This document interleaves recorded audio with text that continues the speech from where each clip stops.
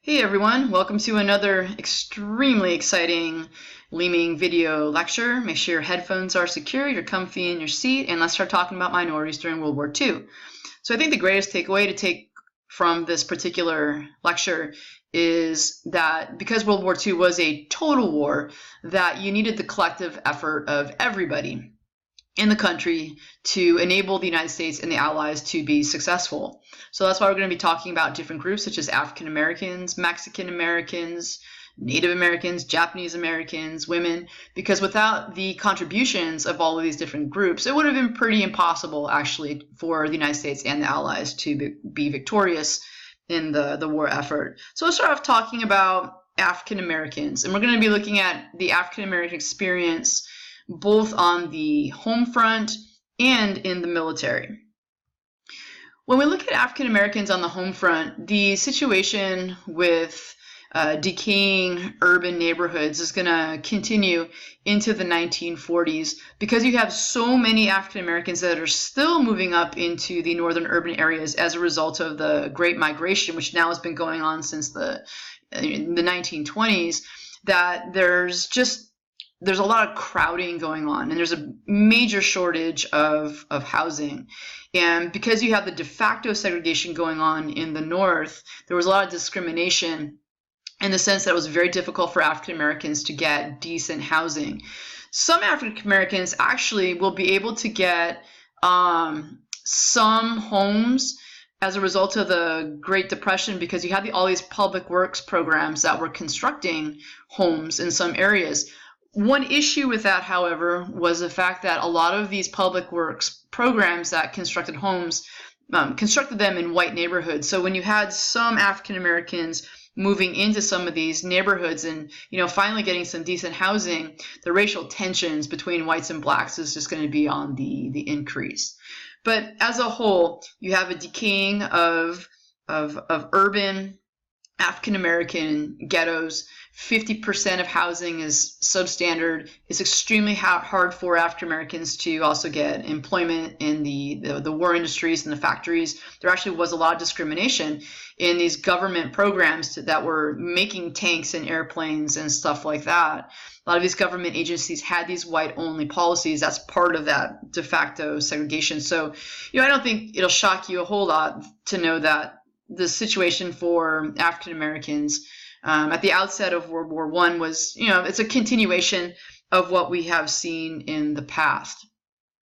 What is different, though, is that because of things like the Harlem Renaissance, for instance, because of the influence of people like Marcus Garvey and Black nationalism, W.E.B. Du Bois and the idea of ceaseless agitation, you're starting to begin to see African Americans really begin to stand up and really begin to demand and push for change when it comes to civil rights issues.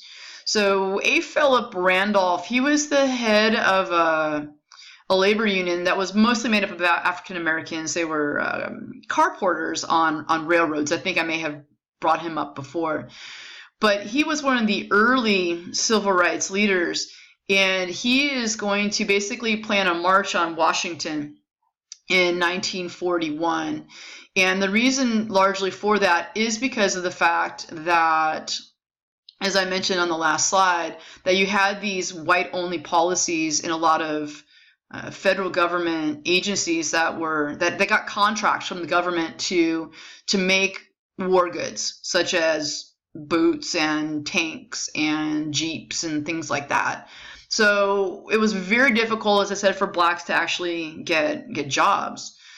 So A. Philip Randolph and other African Americans are going to kind of come together, and they're going to say, look, if to the federal government, to Franklin Roosevelt, if you don't change the situation, then we are going to plan this march. We're going to conduct this march on Washington. And how embarrassing is that going to be to the United States when here we are, once again fighting for this idea of freedom and liberty and democracy over in Europe, but here in the United States, African Americans are being denied jobs.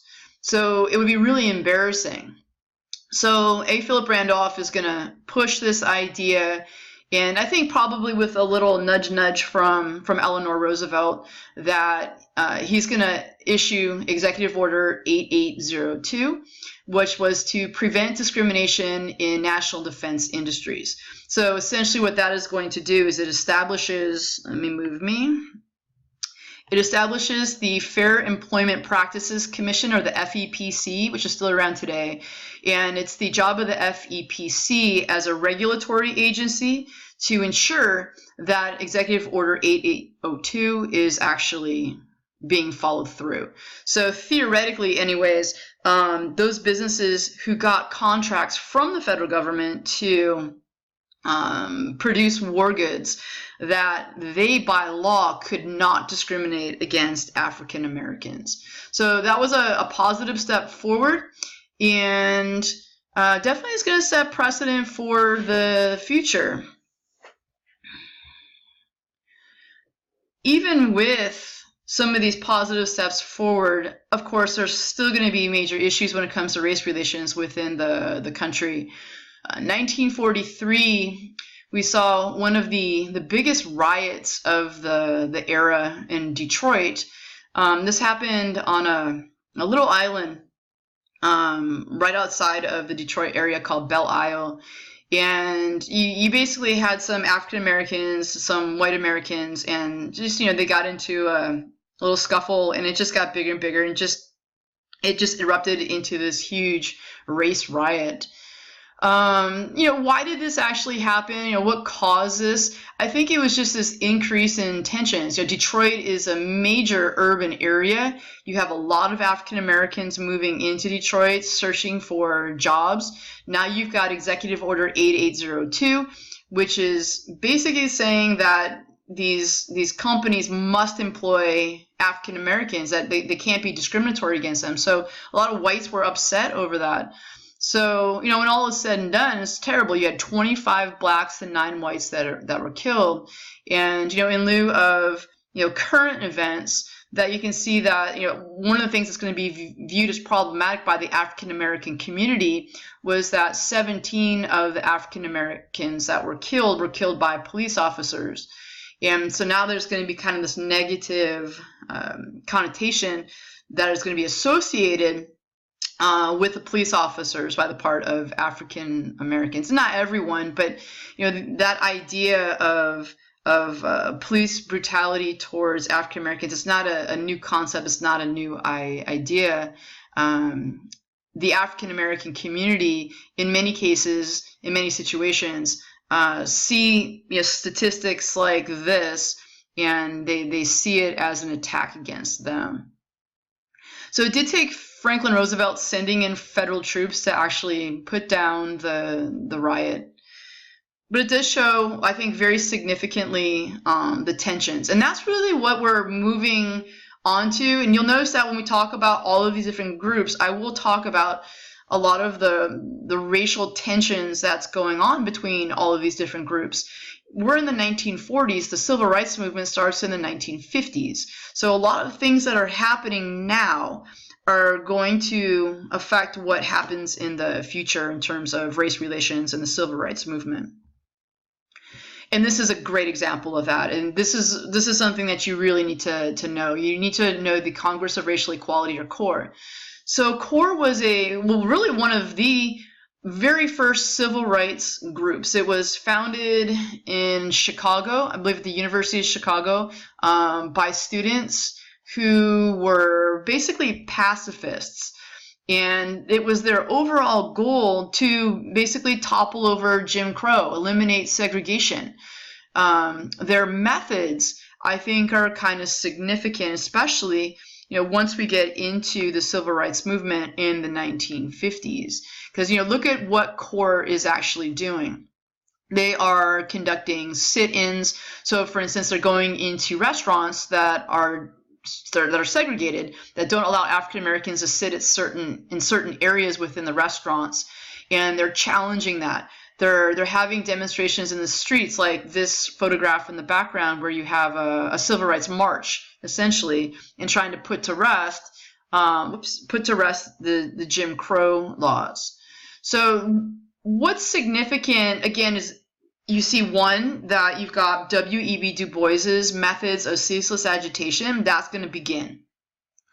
And then also you've got the methods. So they promote change through nonviolence. So nonviolent direct action. That was a major tactic that CORE is going to use. And the civil rights movement under Martin Luther King, there's a whole bunch of civil rights organizations that we're going to be talking about, like the Student Nonviolent Coordinating Committee, the Southern Christian Leadership Conference. There's a whole bunch of them. Most of these civil rights groups are going to take what CORE had to offer in terms of this idea of nonviolent direct action, and they're going to be using that. So CORE is extremely influential on the civil rights movement. The leaders of CORE, A. Philip Randolph, whom we already talked about, and then also James Farmer, who will also continue to be a major civil rights leader during the civil rights movement in the 1950s and the 1960s. So here again, with a lot of the racial tensions that come as a result of continued migrations of African Americans into urban areas, you're going to start to have challenges to the system. You're starting to have more demands for civil rights from African Americans. African Americans, they understood that World War II was something more to them.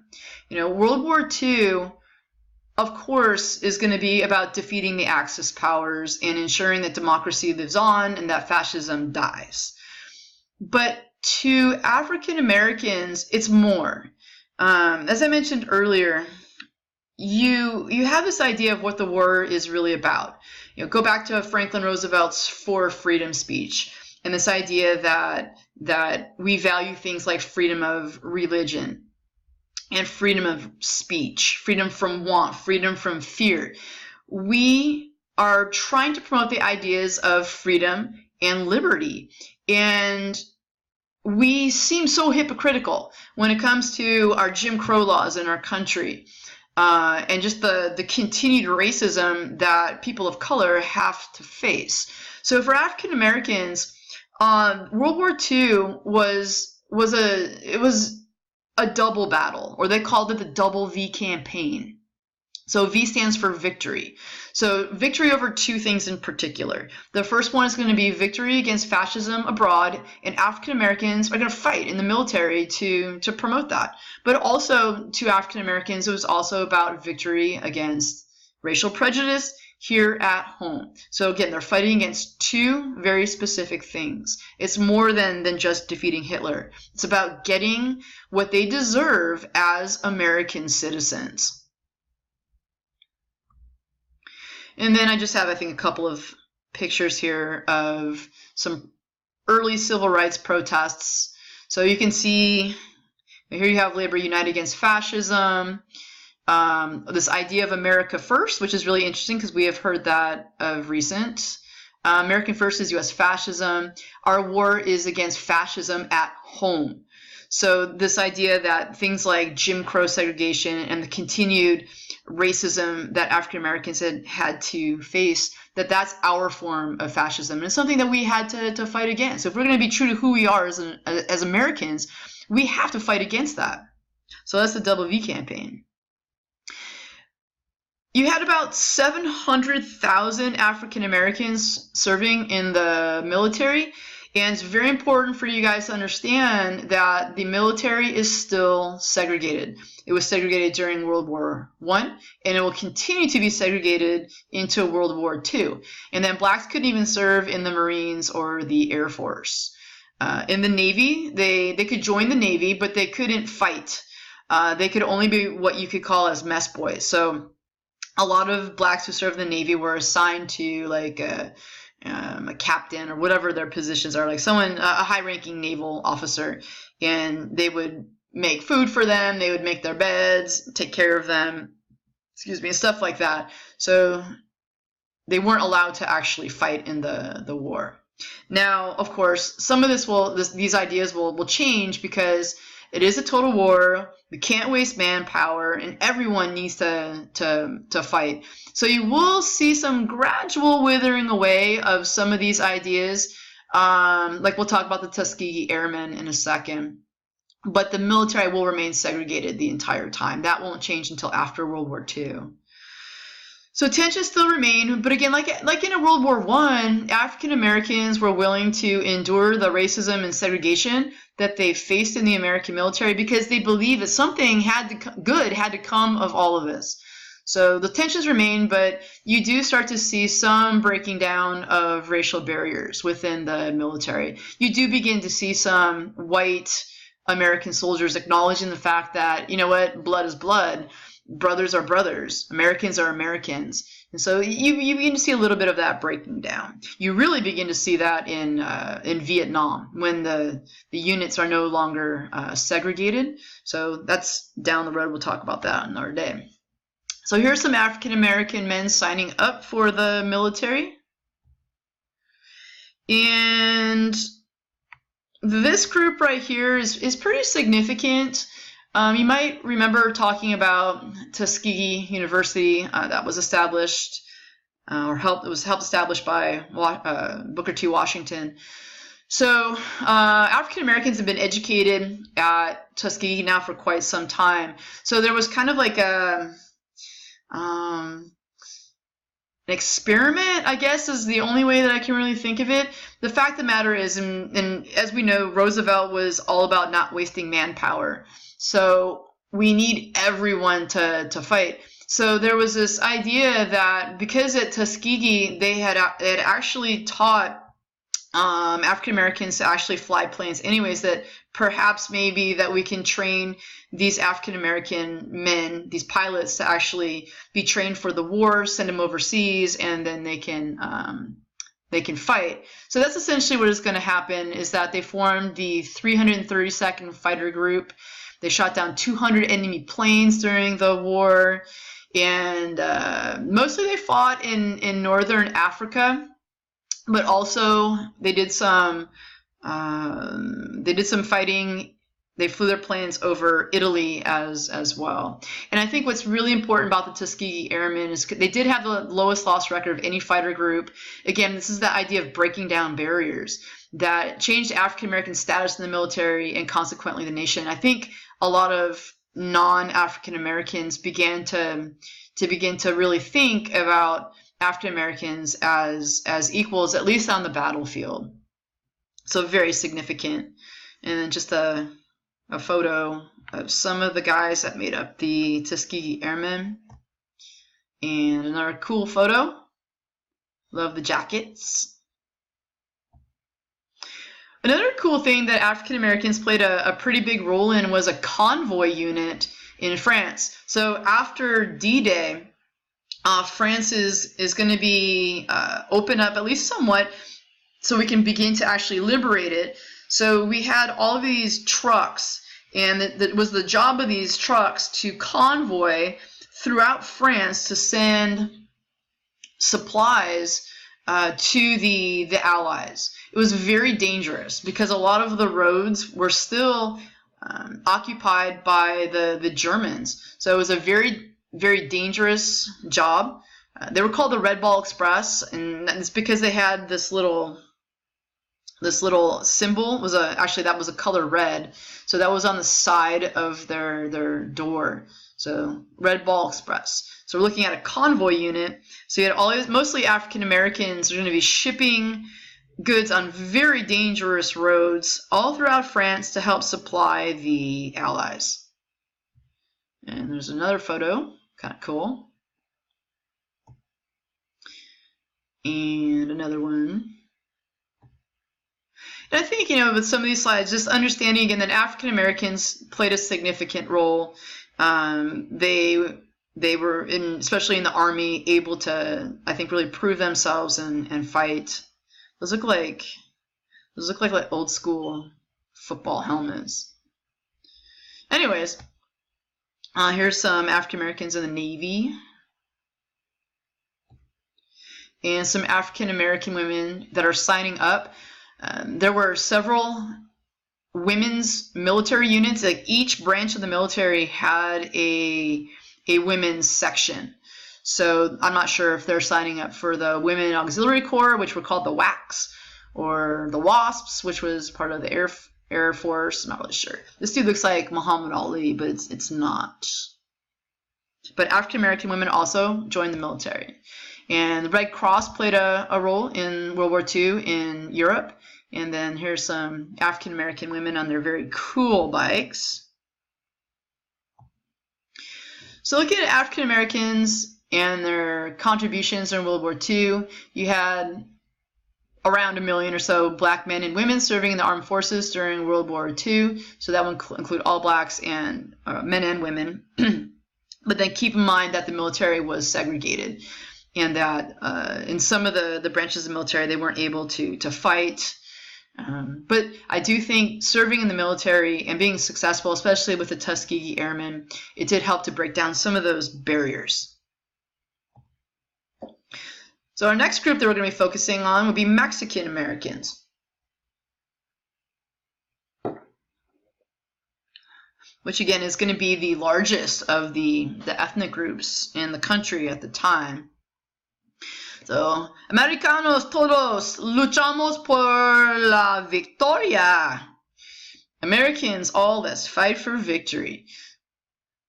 During World War II, the American government actually really needed to have the support of both Mexican Americans, but also Mexican nationals as well. Because we need, again, total war. Everyone needs to be part of the war effort. And again, going back to Roosevelt's speech that we looked at the other day, that you can't waste manpower.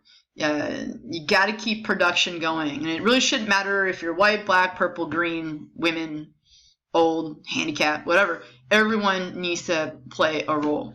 So with Mexican Americans, it's really going to be similar to the African American experience. You have a lot of Mexican Americans that are going to be moving northward into the urban areas and trying to find work in the war industries and the factories. Because there was a labor shortage, they will have more opportunities. Mexican Americans are going to face discrimination just like African Americans. Probably not as bad as African Americans had experienced. Because, as I said, the United States government really did need the manpower.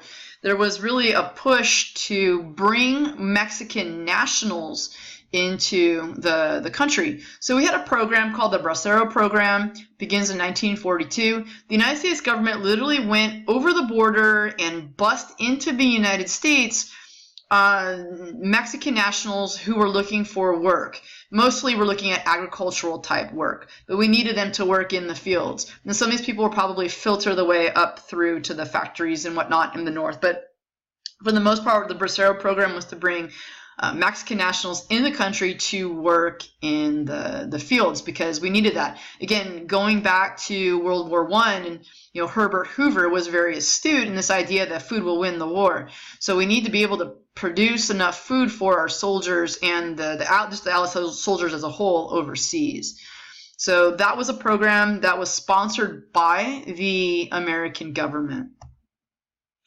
And as I mentioned, Mexican Americans and Mexican nationals will have to deal with racism, just like African Americans will.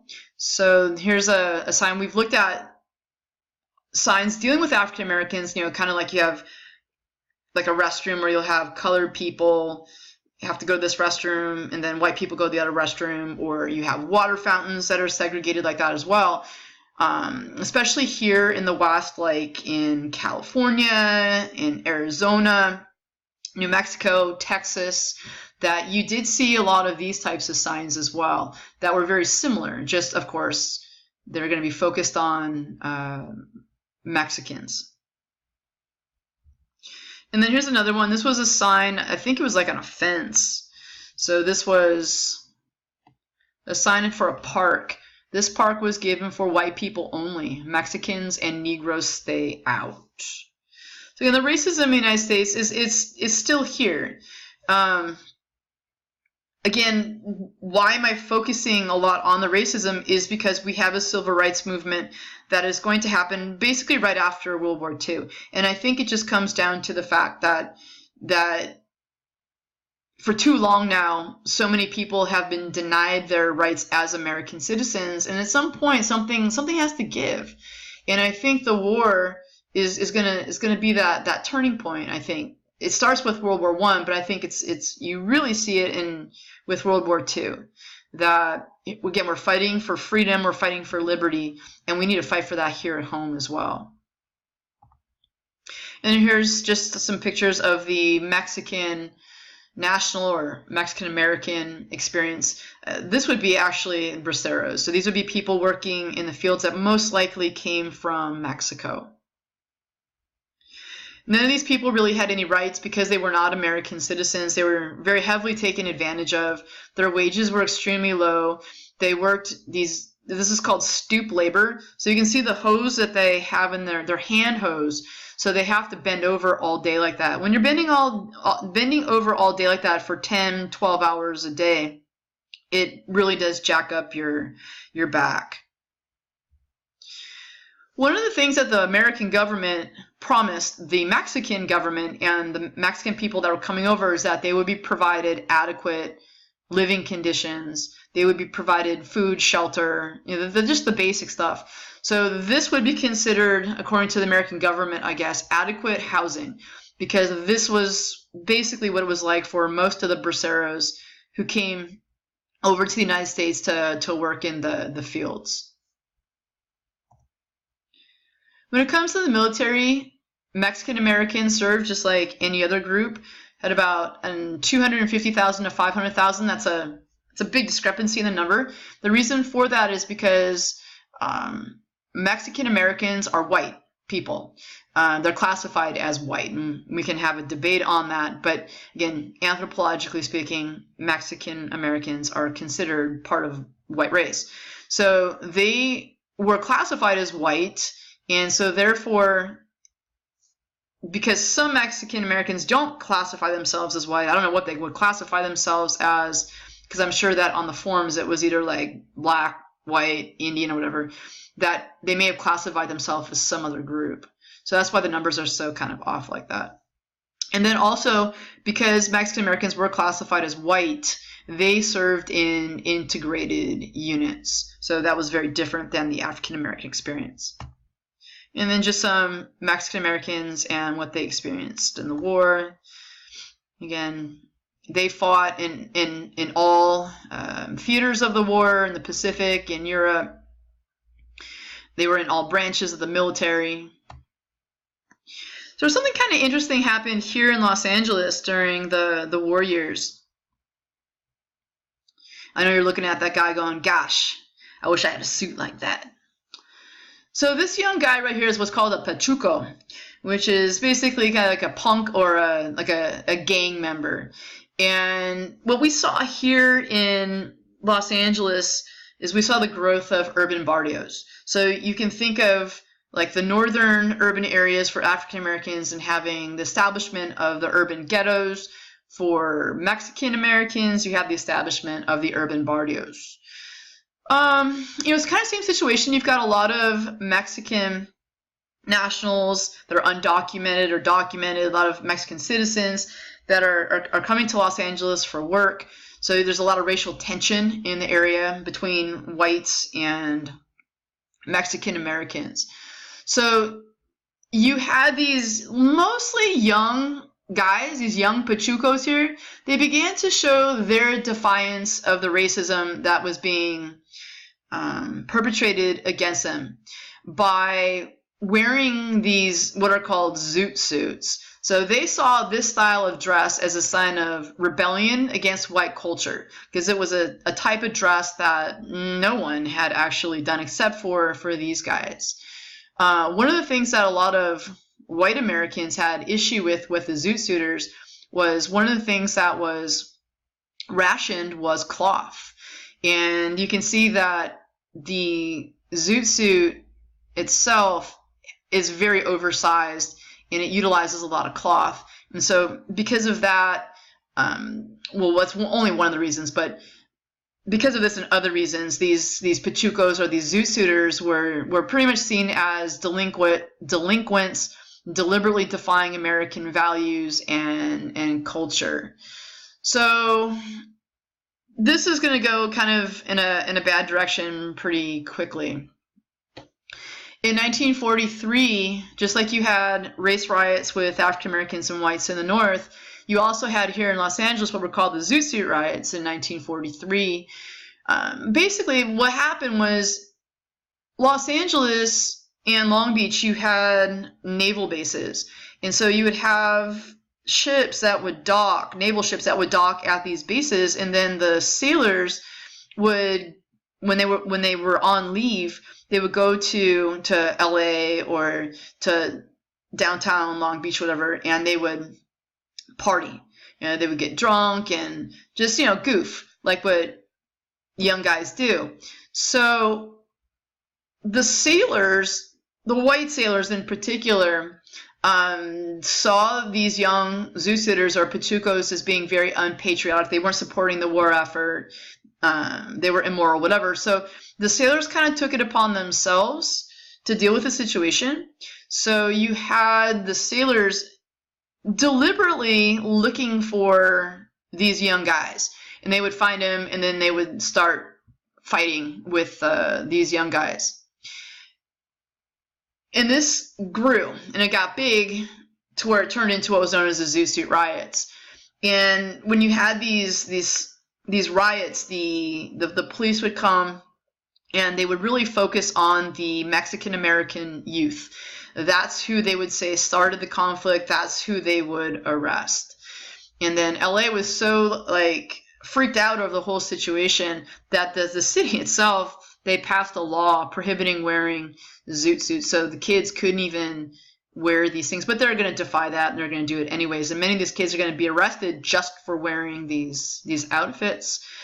And because of the media bias against these young Mexican American Zoot Suiters, that the media blamed the whole incident on Mexican Americans. So the police did, the media did. Most of white America is going to blame these riots on these kids.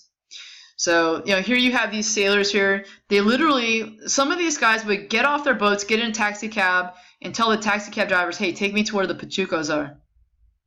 And you can see they've got these, pieces of wood, bats, whatever, in their hands. And look at this dude. He's just like, I'm going to F you up.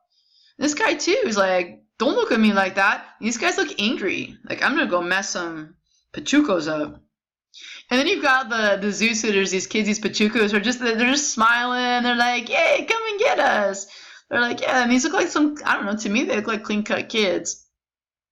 And they're just like having a good time, having fun. And then they get into fights, and you can see this guy is just like, oh my God, that guy hurt my friend. And then who was arrested? It was the young guys. Again, here they are in their jail cell laughing and having a grand old time, it looks like. Again, to these young kids, this was a way for them to defy what they thought was injustice. This was their way of protesting against what they perceived as racism against them. So looking at the Mexican American experience in World War II, they joined the armed forces. They served in all the different branches. You had the Bracero program going on, and that helped with agriculture. For the most part, they served in the military. They served in factories. So Mexican Americans played a significant role in the war effort. So let's look at Native American Indians, which is a really interesting experience. So it can be a little bit different than these other groups we've been talking about. So there's some Native American Indians working on the South Pacific Railroad, get that thing going, so they can move stuff around the country. Native American Indians, I think since the late 1800s and the Indian Wars and all that, they've been kind of quiet for a while. As a result of the war, because Native Americans are really the only real Native American group in the country, they saw this as a way to defend what they believed was, like their land, their territory. So you actually had, even before the United States declared war on Germany and Italy and Japan, you had many Native American Indian tribes that had declared war on the Axis powers before we did, because to them it was an attack on them. So what you saw is about 40,000 Native American Indians leaving the reservations for the first time in looking for jobs in defense industries. And again, they thought it was their duty as Native American Indians to do this, and because Indian culture is just like completely different than the modern urban culture that is taking hold of our country at the time. It was difficult for a lot of Native American Indians to adjust, even just the clocks, for instance. So I think what's kind of important with Native American Indians is that a lot of these people that are going to move off the reservations are going to gain a lot of new vocational skills, which they can bring back to the reservations. But I think that one of the biggest things when it comes to Native American Indians is just their overall belief that they had to participate somehow, some way. Most Native American Indians are going to do something, and probably the biggest contribution would be through the purchase of war bonds. So we had the war bond drives, the Liberty bond drives. So Native American Indians play a really significant role in that. And then they're also giving to the Red Cross as well, and volunteering too. Kind of significantly, you look at the percentage of eligible Native American Indians that registered for the draft. It was 99%. Now, of course, the American government's not going to take that many of Native American Indians. There was some discriminatory practices when it came to accepting Native American Indians into the military. However, you had about 44,500 that served, which was more than 10% of the total Indian population, which is pretty impressive. Again, this idea they understood the need to defend one's land. All these tribes have been under attack by the American government for so long. They understood we have to defend our land, and the Axis power is a threat to liberty, so they need to step up and they need to fight. So you had a lot of Native American Indians. They're going to be serving in the Marines in particular, and they'll be fighting in the Pacific, and they have a really interesting job, some of them anyways. And I think for a lot of Native American Indians that for the first time because when you look at Indian reservations, most of them are in squalor. The conditions are just horrendous. So for the first time, I think you have Native American Indians, some of them living more decently. They have steady jobs. And very importantly, that you have a lot of racism against the Mexican Americans and African Americans. Japanese Americans is a whole another story, which we'll do another day. But you have all this racism towards these particular groups. Native American Indians are going to gain a lot of respect of the overall American society as a result of their contributions during the war. One of their biggest contributions was that you had what were called the Navajo Code Talkers. So you may have heard of these guys.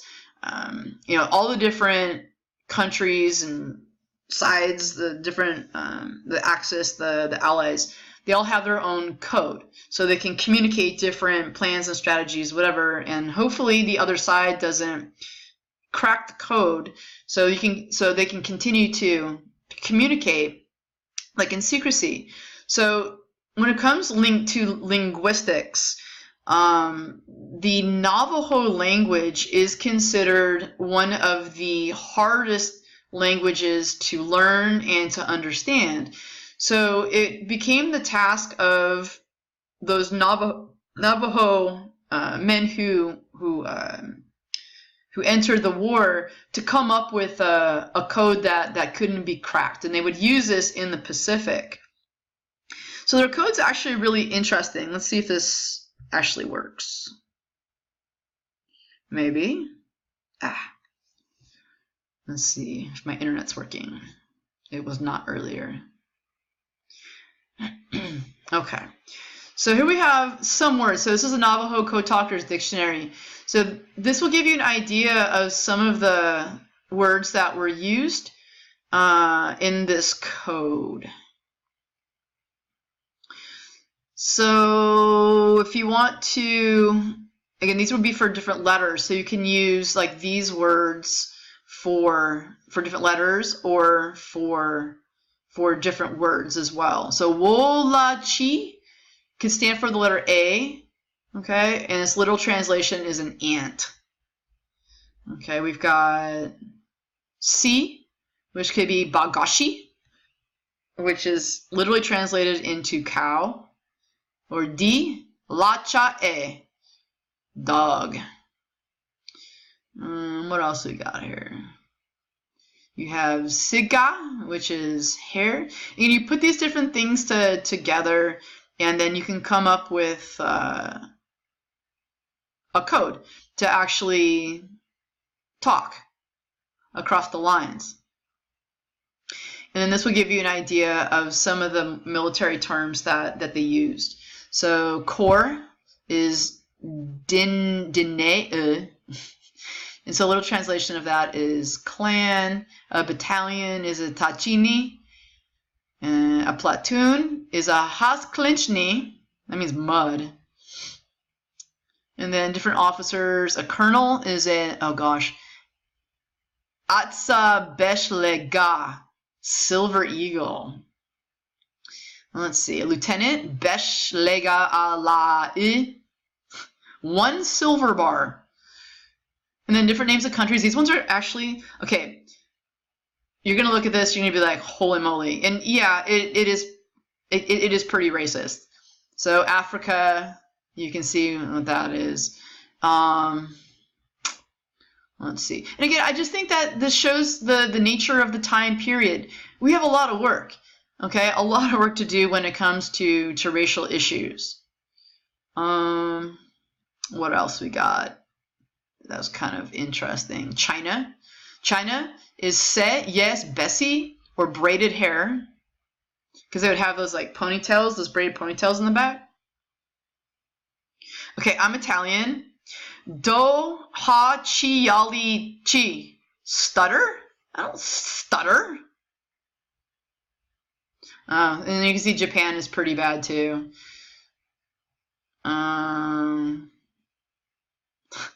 South America, Shadi Anehima, South our mother.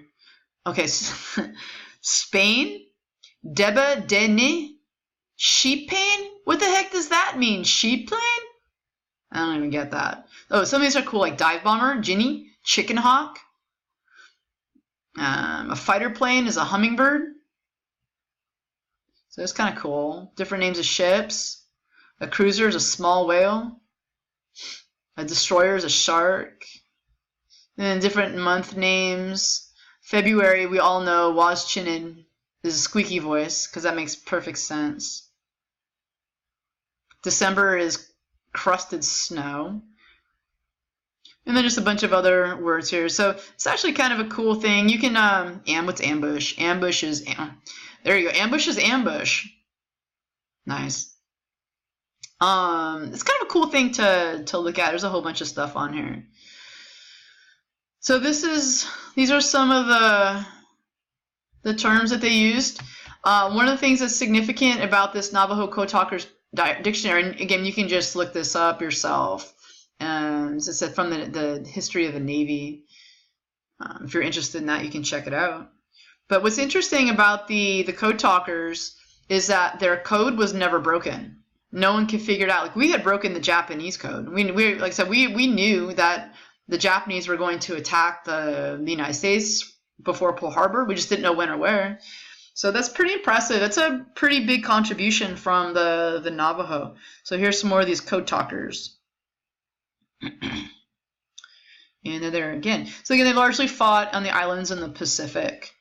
And then Native American women also served in different capacities. A lot of them also left reservations for military work. Some of them worked in the factories. Again, they served in the women's military branches like the Women's Auxiliary Corps or the WWII, which was the Navy, I believe. Could be the Marines, but I'm pretty sure it's the Navy. They, on the home front, took over traditional male jobs such as being mechanics, lumberjacks, farmers, and welders. Some of them volunteered in the Red Cross and the Civil Defense. They grew victory gardens, canned their own food, grew their victory gardens, so uniforms. So even Native American women played a pretty significant role. And I think that World War II did provide a lot of changes for Native Americans and their experience in the country that gave them a lot of new opportunities. It also is going to change their traditional patterns because, again, some of these Native American Indians, they really liked what the situation was like outside of the reservation, but they were so tied to their land, tied to their family that, you know, they wanted kind of both. They were attracted to both sides. They wanted what their Native American Indian heritage had to provide, and they also wanted what the American modernist society had to provide. And for a lot of Native American Indians, that was a very difficult thing. They wanted both worlds, but for many of them, they couldn't. But it's a big change, huge change in Indian life since the beginning of the reservation era. So looking at Native American contributions during World War II, you had a lot of Native American Indians joining the military, working in the factories. You had the code talkers, and again, their code was never broken by the Japanese. And the last group we're going to focus on today is going to be women. So just like World War I, women played a really significant role. They made up about 1/3 of the total workforce. Again, they're going to be working in factories, making airplanes and tanks and jeeps and bombs and boots and all that kind of stuff. Because we still have this mindset in our country that women should be in, the more traditional pink-collar jobs.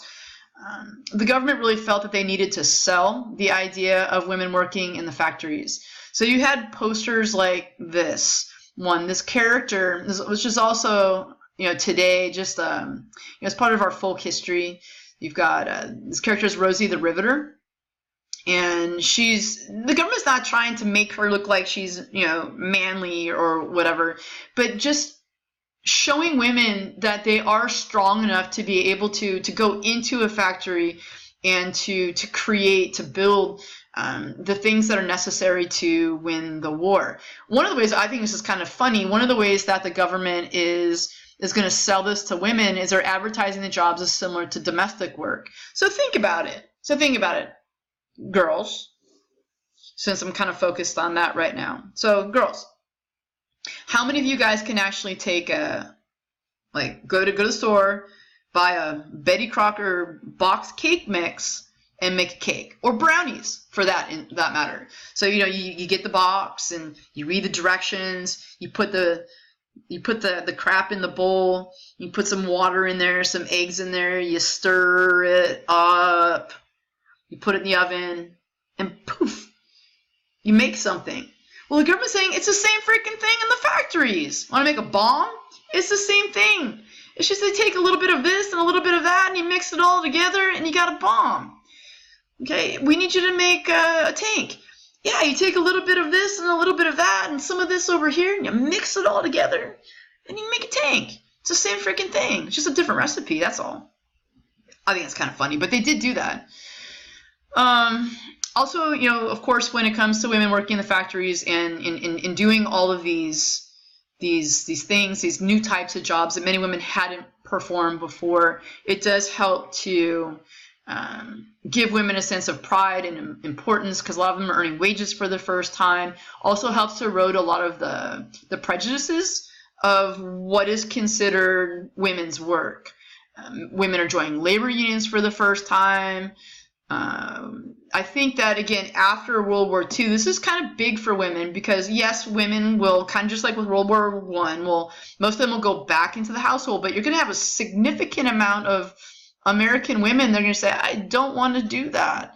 And we will have an American women women's rights movement, it comes later. It's like late 1960s, 1970s, but I think that a lot of the ideas of why women are going to push for civil rights, it goes back to the freedoms and opportunities that they experienced during the war.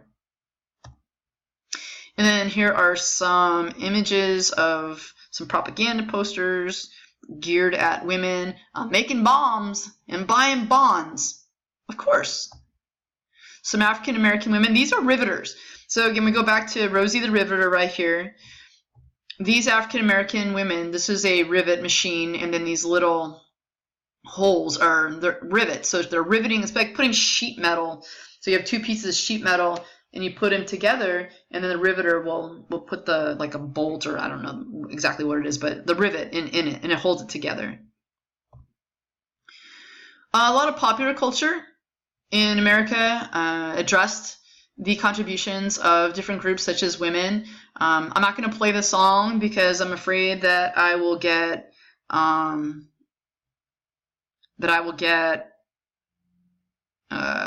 copyright infringement thing again.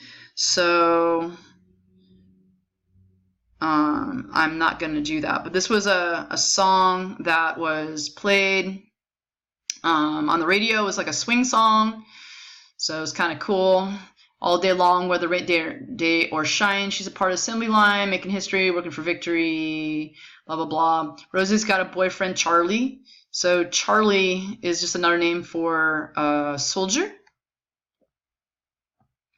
Charlie, he's a Marine, she's protecting Charlie on the riveting machine. So by her doing her work here, she's helping the war effort and so on. Also, you got women working in service sector jobs, so they serve as government girls, working as secretaries and clerks and typists for government officials, also for like captains and generals and stuff in the military. Like I said earlier, that you've got women working or joining the military. They joined one of the different groups that was attached to each of the branches of the military. So you have the Women's Army Corps, or the WACs, the Women Accepted for Voluntary Emergency Service, the WAVES. Again, I'm pretty sure that one is the Navy, Women's Air Force Service Pilots, the WASPs. Only about 1,000 women were actually accepted into that particular unit, and they did some pretty cool things. The WASP were pretty cool. They, again, not that many women were accepted. A lot of people didn't think that women had the ability to fly planes, and one of the things that, for the most part, they didn't serve in combat. They just they are going to fly like cargo type planes across the country, so moving supplies around. But one of the things they did, which is I think fascinating and kind of ballsy, is that they would take planes up and they would have like targets tailing on the back of their plane, and then the guys would practice with their artillery guns, and they would shoot at these targets. So women are flying the planes, and then again behind the plane is a big target, and so they're being shot at. Which is, that's pretty ballsy. I've never heard of any woman pilot that was shot down for that, but I mean, it just shows that women wanted to help, they wanted to take part, and they did take part. Here's a manual for the Women's Auxiliary Corps. Here's some women being inducted into the Women's Auxiliary Corps. There's some creepy lady as a typist. Some women washing planes. I don't know what they're doing, but those are some high-pressure fire hoses. And then those are some of the WASPs. They had really cool, you can't really tell here, but their little badges they had on their jackets were like these cool like cartoon WASP things. And some women in the Army. So women's roles in World War II. Before the war, women held traditional war roles. During the war, of course, they're going to be performing all kinds of different roles, working in factories, being in the military, and basically just taking part in the entire war effort, just like any other group. And that brings us to Japanese Americans, which is going to be for another day. So we're going to leave it at that. Again, I think the biggest takeaway that you guys should get from this is that because this is a total war, that it did take the contributions of all different types of people working either on the home front or serving in the military. So thanks for listening, and have a fantastic day, evening, night, whatever. And we'll see you later.